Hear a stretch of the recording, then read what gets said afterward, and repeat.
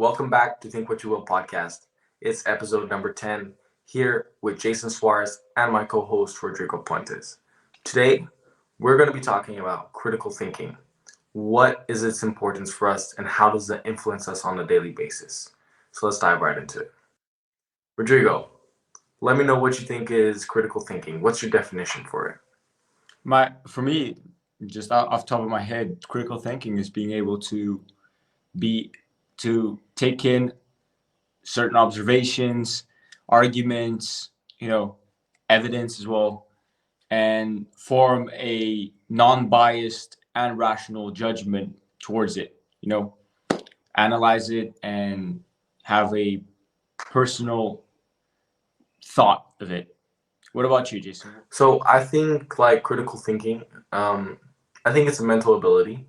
I think it's the capacity of somebody, for example, to be critical of what he hears or she, right?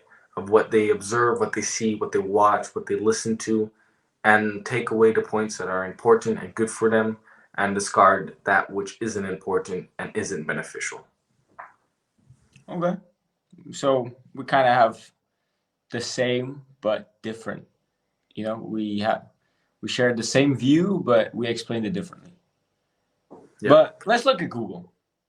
Google says that critical thinking is the analysis of available facts, evidence, observations, and arguments to form a judgment by the application of rational, skeptical, and unbiased analysis and evaluation of factual evidence. So to sum it up in fewer words, be able to, like you said, dissect information and arguments and be able to create a rational, unbiased thought of it. For sure. And how important do you think it is for people to have this ability? Bro, I think it's very important. It's a daily basis kind of importance level. If you don't have the skills of critical thinking, you won't be able to, be rational towards most things. You won't be able to see through clouded arguments, judgment, and you won't be able to separate your personal emotion or views from a subject. You'll be very biased. What about you? Do you think this is very important for a person to have? Yeah, I think so. I think it's very important, especially nowadays where there's so much information out there. There's so much content. There's fake news, things that aren't true. And people, they have to take everything with a grain of salt. Like they have to be aware that there's false information out there and know how to perceive what is false and what is true. So that's very important. Do you think people just, have this ability, or do you think it's developed over time? I think it's a skill that is developed over time for sure. You aren't just born with critical thinking mindset, you are taught and you learn how to train your brain to have those skills, to be able to dissect information, be able to separate what's true from false and other things. So, especially we live in a generation that's very into social media and, like you said, fake news, and a lot of information is falsely spread. So I think it's way more important, more now than ever, to have a critical thinking mindset and ability to just be able to see through things clear. And what about you? What do you think? I think it's very important. Let's start out with talking about, social media, for example. I think there's because everybody now wants to give their own opinion on things. They like to, post comments on posts, or they like to create channels, post, information. And sometimes if people are not careful, they can read things that aren't true, right? Whether it's politics, whether it's like things that are going on in this world. It's very hard to know who you can trust. Different news sources will tell you different things. And so it's important to know, What are they? What is the point they're trying to make? Why are they telling you this? And also do a little bit of due diligence yourself and like research up the topic. So, do you think that social media has any negative impact on, for example, the ability of people to think critically? Yeah, for sure. I think that there's a lot of false information rolling around social media, and you have a lot of people that are just addicted to their phones, even if they don't want to admit they spend a lot of hours on their phone scrolling through social media, seeing random things. And I think that the more time somebody spends just rolling through their social media, the more their critical thinking skills are like deteriorate, because they're just taking every kind of information and believing in everything, and sometimes participating in dumb arguments in some random post comment section, and then it gets to a point where people just believe everything that is posted. Yeah. So to a point and to an extent, I would say that social media is getting to a level where people are just taking everything at face value and not looking behind it and seeing, is this actually true or not. What They don't ask questions, they don't gather relevant information anymore. They just believe it right away. What about you? What do you think about it? Yeah, for sure. I was actually going to say that like people take things too much at face value. They see a post that says, I think the most eye catching ones are the ones that say like breaking news. It's on the bottom of breaking news. And it gives a detailed, this happened, and you're like, do I trust this information? Do I trust this media outlet? Like, how are you supposed to react to that? Other circumstances can be, for example, um, reels. Like there's a lot of reels out there, right? Who because the culture now is you cut a segment of something. Like let's say there's an interview of a famous person, right, or a politician.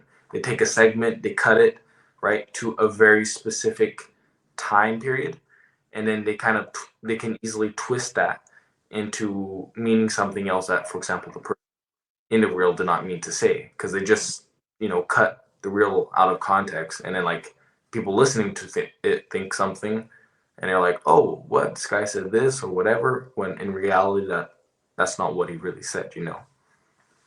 So basically, what you're saying is something that happens a lot, actually. Yeah. And it's basically the ability that people have to doctorate footage Hmm. and make it look like a whole different level, whole different thing than what it actually was. That's why a lot of people get in trouble for the way they say things and things like that, because others grabbed the footage, cut it, and edited, and just fully doctorated it, and then posted it and make the person in that video look really bad. When sometimes somebody might say something that's bad, but then explain why, and they just cut all that out and make it even worse. But and then it brings me to a question that do you know there are like 5 elements of critical thinking? Do you know what they are? 5 elements of critical thinking. I mean, it's Yeah. gotta be listening, right? You gotta listen. No. No, that's not one, Okay, unfortunately. I was looking up and I came across this website that is from the University of Tennessee at Chattanooga. I don't know mm, if I said it correctly. Hopefully, I did. And they have this article that's called "The Basic Elements of Critical Thinking." And there's a portion where they talk about 5 elements of critical thinking, and it's being able to ask questions, gather relevant information, think through solutions and conclusions, consider alternatives, systems of thought, and communicate effectively. And mm. I agree with that. And I would say that personally, I see that a lot of people don't have this. They might have maybe a couple elements, but not all 5. What do you think? Yeah, for sure. A lot of people don't think about those things when they're just listening to somebody speak, or they're watching something, a documentary or a reel, right? They're not actively trying to analyze and dissect it. So that's very, very important, that they learn that skill, right? Because like we said, it's developed over time. and people need to start like not taking everything at face value and going deeper into it a little bit more and researching it also a little bit. Yeah, but I think that for people to be able to be critical and think critically, they have to be also open minded. You know, they have to be able to be open to all sorts of information to be able to take a better and more analytical decision and make a better and analytical judgment. So I think being open minded is a really important like aspect to be able to develop a critical thinking mindset. Yeah, but being open minded doesn't necessarily mean that you agree with everybody. It just means that you're, like you said, you're taking in all the Yeah. possibilities and then you're deciding, look, this is the one that's most supported. This has more data supporting it. This is more realistic. This actually works. This one doesn't. And analyzing that, at a certain point. And out of those five, you talked about the five levels, right? Yeah. Which think out of those five do you think Gen Z youth lack the most today? The most. Which one do I personally think that Gen Z lacks the most? I I don't know. I'm torn between two. Can I say just two? Can I say two Sure. instead? I Sure. would say that gathering relevant information Okay. because they just take things at face value and they Mhm. do not take more time to do more research to see if it's true or not, and if it is, why, what's actually happening behind the scenes. Yeah. And I would say we're not great communicators as well. Through the phone we are, but personally, person to person, I think Gen Z lacks a lot of communicative skills. And I Hmm. would say thinking through solutions and conclusions. Okay. I, I say those three are the biggest ones that we lack. I definitely think thinking through solutions and conclusions is a very big one. And yes, not finding relevant information. So let's go over those two. I think let's talk about those two. So the first one we can talk about is um, not looking at enough information. That's a tough one because, like we're just saying, we don't know a lot of times what information is true and false. And a lot of times when you search up things on like Google and things on YouTube, whatever pops up first isn't necessarily what's the most informative or what's the best, information or the most truest information. It's whatever's popular, whatever is, um, suggested by the algorithm, right? And so sometimes you have to look a little bit farther down. You have to investigate a little bit more, do your research a little bit more. Do you think that too? Yeah, for sure. For me, for example, when I'm doing research or I see something online, I'm like, oh wow, is this actually happening? Is this actually true? And go to see some research. And then I see some websites that say it's true, some that are false.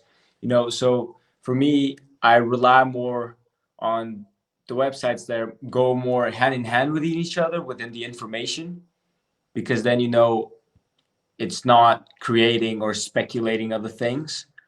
But Hmm. then you also have the more trustworthy websites that have a better reputation as well.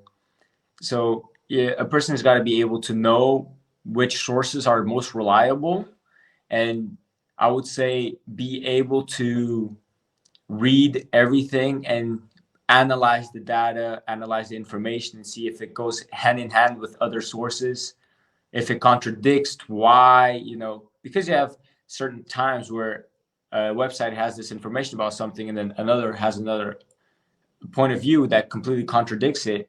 And I think it's important to keep an open mind as well, not just like one is wrong and one is right. No, be able to analyze it and see what's the truth and see for yourself.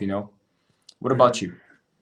Yeah, for sure. But I also think another aspect of that is the fact that we have to look for things outside of our own worldview, right? We can't Yeah, just things like gaining information on topics that we agree with or on point of views that we agree with. Like, oh, because I support this point of view, let me research on why my argument is right.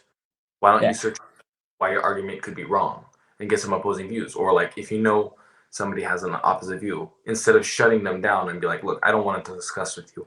I don't want to talk with you because you're wrong and I'm right. Look, let's engage in this discussion. Yeah. Sure, have to convince each other, but I want to hear you out. I want to know what you have to say. And that is also an important part. Sure, it's like you said, it's also a little bit part of communication, and it requires communication skills in that particular aspect, but also just, right, like you said, having an open mind to try and see what else can we learn, what else is out there, what other information can I take into consideration when I'm making my decisions and making my choices. I fully agree with that. Um, but I would say that a lot of people don't have that nowadays. You know, um, more towards the fact that just we are lazier in a sense, Hmm. and I would think that affects a lot people when it comes to doing research and just looking up things because sometimes people just want to look up things that they agree with and not look at the opposite side and consider things from an opposite perspective or different perspective. Yeah. So, and to be honest, people would rather be watching Netflix or watching YouTube or whatever than to be researching and seeking the truth Hmm. and doing other things. Yeah. We also mentioned, go on, you were going to say something? I was going to carry it into the next point and say that's kind of also what the other point was about looking at other solutions and conclusions, because Yeah. people have a natural tendency, and they're not to blame, it's just our human nature, right? Our natural tendency is, once we believe something, that's right, that's the end of it, that's the only possible solution. And people don't like to look to other solutions, like, maybe I'm wrong, maybe this isn't the best way to take care of the situation. um, it could go for anything. Maybe, what I believe in isn't necessarily right, or, maybe I have the wrong answers and somebody else might have the right answers. Do you get what I'm saying? Yeah, I completely understand what you're saying. And I would say we, as a generation, especially Generation Z, I think speaking in a general sense, we lack the skills to think through solutions and conclusions. We are more of asking questions, to have other people solve our problems than to do it ourselves. I personally, when I was a kid, I used to ask questions so I would know what the answer was. But now I ask questions and then I go finding the solutions and the conclusions for them, Because I think it's really important for a person to be able to do things and to seek solutions and conclusions by themselves. Because at some point, you won't be able to rely on people, because at some point you don't agree with, for example, maybe you have a certain point of view towards something and I have another, and I'm not going to take your word at face value because I want to look more towards. I want to do some research from your point of view, why, and things like that. So I think that we like definitely like our generation should encourage themselves to develop these and just become better at these skills and at these traits as well. Yeah, I think our generation is a little bit caught up in the idea of like tribalism. Like everybody kind of follows the same idea. Like, oh, all the youth believe in this. That, you know what I mean? Let's just, oh, my friends all believe it's true, so like, it's true. You know what I mean? Like that's what's good. That's what's fun. That's what's cool. So let's just go into that. And there's no consideration for like, even if this is a majority, maybe the non-majority could be right. What if there's other solutions, outside of what just the popular belief is. I think that's very important, and people need to ask more the questions like why. Like Yeah, why am I right and they're wrong? Why are they right and I'm wrong? Or why are they saying this? And that's very very important. definitely. But let's also like I want to ask you, what do you think personally? What for you? What are the benefits of being having critical thinking mind and being critical thinking? Well, I think it grows you in maturity. I think it helps you form opinions of your own, which help you in your future life where you're gonna have to make decisions without other people, giving their input. You're gonna have to look at what you have, what your situation is, what the world is like, and you're going to have to make decisions off that, right? And your ability to think critically is going to help you make those decisions. And also, that's important in learning things, right? Like in education, knowing how to, listen to information and say, look, this is important for me. Maybe this isn't so much. How can I use this for myself? You know, and that requires critical thinking. All right, I like that. I like that. Personally, I think that the one of the biggest benefits of being a critical thinker is that it fosters independence. You don't rely on other people for information. You seek the information for yourself, and you want to learn for yourself. You know, Yeah. and I would say it also engages like your curiosity because you become more curious about things. The moment you start developing, like for at least personally, the moment I started to develop a critical thinking mind, I started to become more curious towards everything in general, towards scientific research, news in general, between countries, what's happening, you know. And I also would say that for me, it helped me in two more aspects where it helped me become more creative Hmm. because being able to take a lot of information helps me find different solutions and different, and I mean like different ways to do things. Some ways are more creative than others, and I'd say it enhances creativity for Hmm. sure. And lastly, I would say it helped me really become better at my problem solving ability as well. Where if there's a problem, I'll be able to seek a solution and find a solution for myself much faster than a lot of people because I am able to do things for myself and have that independence to take in a lot of information. Yeah, I think so too. The independence of the mind, right? And I was going to ask you about this with the educational system. Is that the educational system thinks everybody to think uniform, right? Everybody thinks the same way. There's the same answers to the questions, right? Whatever the teacher says is correct. Whatever the educational system says is correct, right?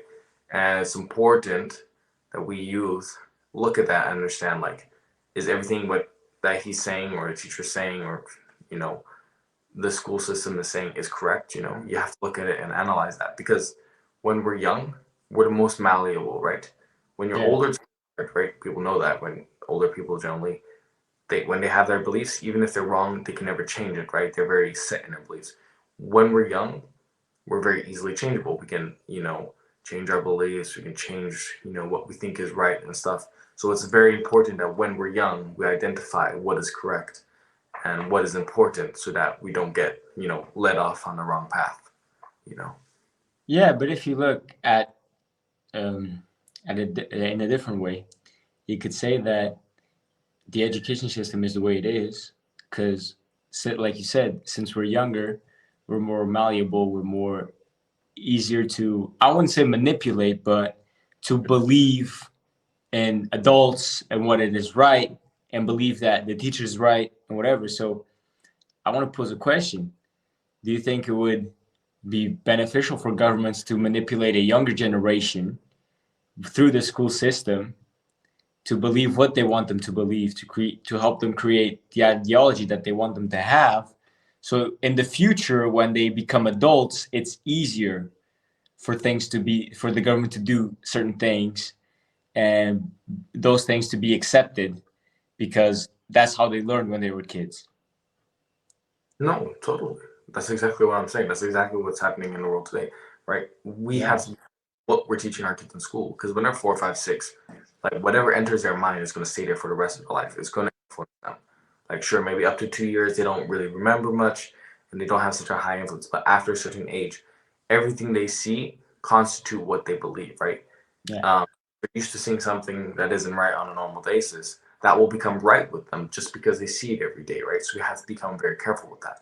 Sure, when you get a little bit older, you really start questioning, right? But even if you're 10, 11, 12, you're still very immature, you're still very malleable, right? And so, you know, in a hypothetical situation, if your teacher taught you 2 plus 2 equals 5 in school, for an entire year, when you get out of that year, somebody asks you what's 2.2 plus 2, you're going to say 5, even though it's completely false, right? So there's an example to show you that what teachers say is really, really important. So it's very important that, we choose the people who instruct the youth, right? Very specifically and very carefully.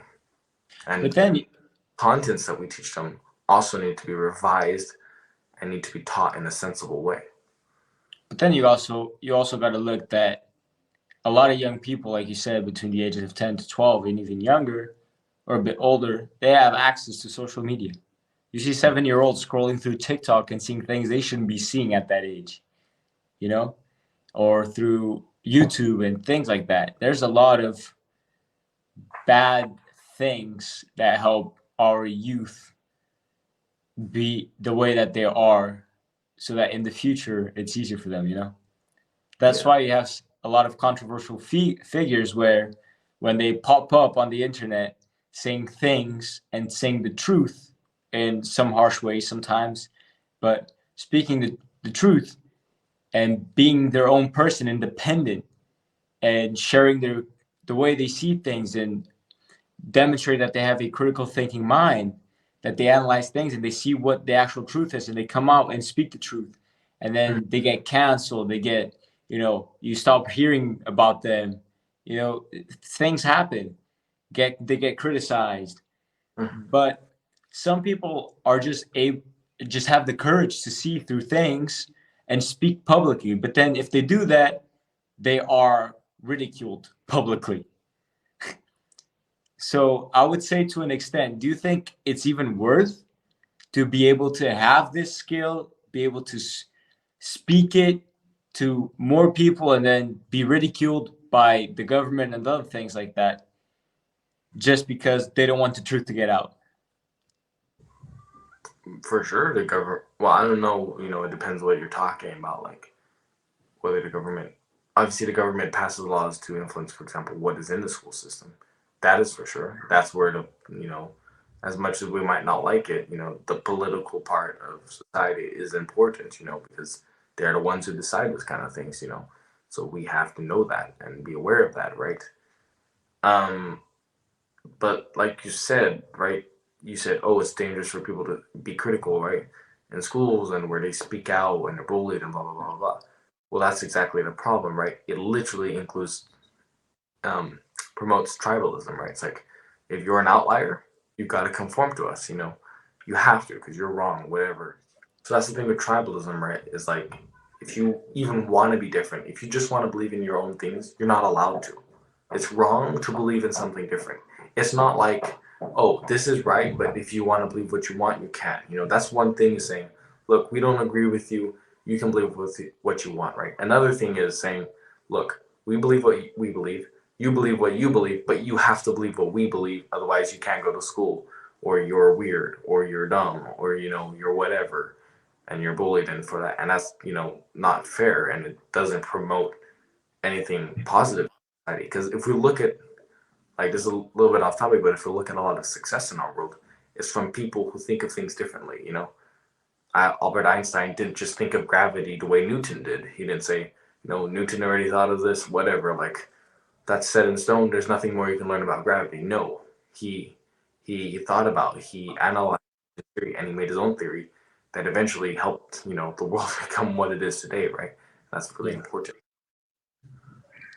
I would say I definitely agree with you. And to be honest, I encourage people to be different, to think differently, because that's how the world evolves. That's how the world grows. If you didn't have somebody to come up with the concept of the car, we would still be riding horses, you Mhm. know, or the airplane. We wouldn't even be flying if it wasn't for the person that invented the first airplane. So to be able to be different is actually something that's positive, in my opinion. I like to be different than other people. Makes me more interesting. It helps me just. I like being different. It's a skill. It's something that's good and positive because then you do things differently than everybody. You can come up with different things that at some point could become a worldwide change. Could become something that would be applicable worldwide. So I encourage people to be different. I encourage people to be curious, to, you know, pursue what they want to pursue, to think differently, to challenge authority, not to a sense, challenge authority in a sense where, let me clarify this real quick. Challenge authority in a way where you ask questions, you know, you don't take things, for example, from the teacher, you don't take things at face value. Ask why. Why is it like this? Make them explain to you. Seek answers, seek conclusions, seek solutions. You know, be Yeah, and that's curious right. and be creative as well, you know. And you know, we need creative people. We need different people because that's how diseases get cured. Because somebody sees things differently, be like, wait, pause for a second. This could be done differently like this, and maybe you could cure this, you know? You never know. If we didn't have Mark Zuckerberg to create Facebook, if we didn't have Steve Jobs creating Apple, or or Bill Gates, if we didn't have these people, they were different and they were seen as different. Mhm. But at the end, they made really big changes to the world. They brought us technology, brought us different things. And Yeah. you never know who's going to be the next Steve Jobs. You never know who's going to be the next Bill Gates. Mhm. You never know who's going to be the next Albert Einstein or the new Newton. So I encourage people to be different. I encourage people to study, to be different, and to seek things and be creative. Try to do things in a different way. Maybe you'll have a different outcome. It's a positive thing. It's not negative. Don't you know, conform yourself to what society wants and thinks. Be different. Be you. Yeah. And I think that's where the government part that you were talking was coming that that you were talking about comes in. It's like they don't want you to criticize what they decide, you know. So they're Yeah. kind of like, you know what, we got to put people all believing in one thing, you know, when they're growing up and when they're raised in schools, so that when they grow up and they're adults and things, they don't come here and, you know, criticize our decisions, right? They just follow, you know, because that's what they want, right? Just a bunch of people who, you know, follow them whatever whenever they, you know, give an order like, oh, everybody's got to get vaccinated, everybody's got to do this, you know, this is illegal, this is legal. And it creates a generation of people that are just like, okay, you know, you say this and it's right, you know, there's no afterthoughts, there's no Yeah. anything. And that's part of the culture today of not thinking for yourself, you know. If the society says this is right, that's right, you know, there's no other option, you know what I mean. You can't believe anything else because you're weird, you're, you know, whatever, you know, they have so many names today to, you know, to insult you and to call you, classify you, right? So, you know, you're not welcomed if you're different. I agree with you. But to be honest, I don't care to conform with what society thinks and wants. Mm-hmm. I want to be different. I want to have different perspectives. I want to seek different things because that's how people grow and that's how the world grows. That's how we become better. And if people are shamed for having a different perspective, for seeing things differently, then society is messed up from within. And it's to we need to, you know, start a reform or something to change the way people see things and to, you know, help society grow and accept that being different and being and having different perspectives and not conforming to society is actually a positive thing. It's not something that's negative. Because in the long run, someone that's different, that's considered being different, like the black sheep, at some point, that black sheep becomes so successful that everybody else will be like, oh, yeah, I used to know him. Yeah, yeah, we were all so nice to him and stuff. But in reality, we were all mean and shamed him and other things. So I just encourage, man, be different, have a critical thinking mindset, and pursue the truth, pursue different things, and be creative. It's important. Well, that's what our whole podcast is about, right? Being critical, Yeah, thinking, think what you will, right? Think different from everyone. exactly. Be afraid to think, and that's what our theme was for this season and these 10 episodes. So we're glad we met that goal. Yeah, but I just want to say something. You said just like our podcast, our name is Think What You Will. And I remember when we were in the brainstorming phase and coming up with the name. We came up with so many different names, and then when we came up with this one, it just hit us. It was like, wow, this should actually be it, you know, because you should be free to think the way you want to think. You know, you should be free to see things the way you want to see them, to a positive side, For sure. not to a negative one. Yeah, not to, influence and harm people, right? Obviously. So everything has to Exactly. be effective, right? But that's the point of critical thinking, right? You can't just be like, everything people say, is the truth, right? So yeah. Yeah, and be different, make a positive change. That's what we're trying to do with our podcast. Hopefully, the people that watch us and listen to us and see us, can see that we're just two young men that we're trying to make a difference in the world and trying to steer steer the world into a better direction, into a more positive direction than where it's going right now. You know? For sure. We're doing good. Yeah, we are. We hit 10 episodes, man. This is amazing. So I think that concludes our episode for today. Yeah. I would say that. Yeah. So thank you so much for tuning in for our 10th episode. Please show us some love in the comment section. Share some thoughts, opinions. So if you like this episode and you want to see more content, make sure to subscribe down below and give us a like. Don't forget to follow our Instagram, TikTok, Spotify, and other social media. Check us out and stay tuned for more posts.